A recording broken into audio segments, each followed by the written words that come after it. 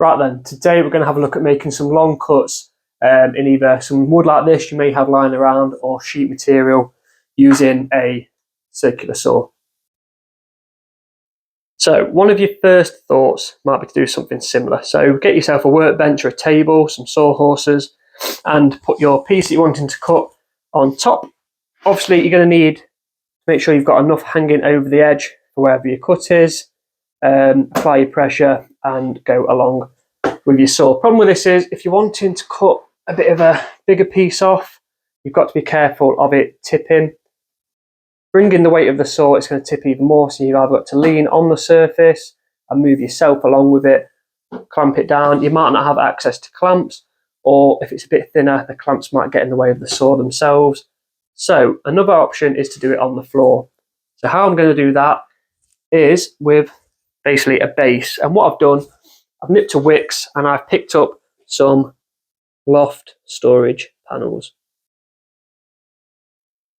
Right, so as you can see, these are 320mm wide, 1220mm long and 18mm thick, and you get 3 of them. So this was £15, as I say, from Wicks. It actually worked out cheaper than me buying a sheet of wood, and not only that, you can lay them out how you want them, and they're easier to store and move around. So as you can see here, I've put one at the side, then one at the bottom, one at the top, and that gives me plenty of room. So now if I'm wanting to make a cut, say along this area, it's not going to go into the floor, into the solid concrete. It'll go into this wood underneath. So next step is just making sure your blade is set to the right depth.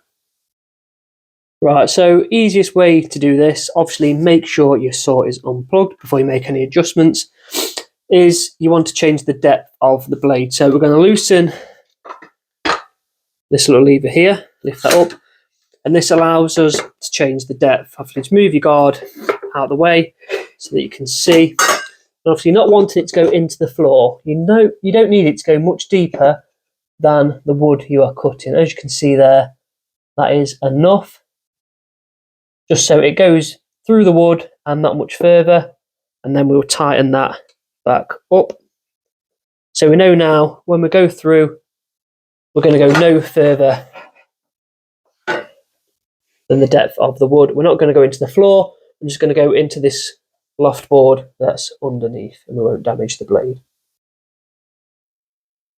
Another benefit of doing it like this on the floor, if you get yourself a nice straight piece of wood, if you're going to end up with a scrap side that you don't need, you can actually screw yourself a nice straight piece of wood down once you've lined up where you need to cut and you've lined up the blade, and then you can use it as a guide to make a nice straight cut.